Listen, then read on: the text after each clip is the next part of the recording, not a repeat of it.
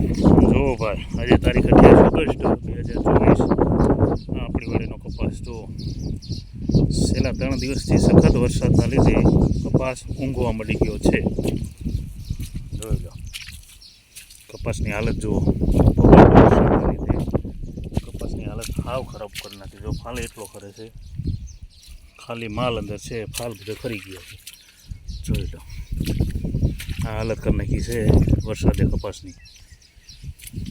જો જ્યાં નજર કરો ત્યાં પાણી ને પાણી. છેલ્લા 3 દિવસથી સખત પાણી પડે છે. જો આપણી વાડીનો કપાસ જો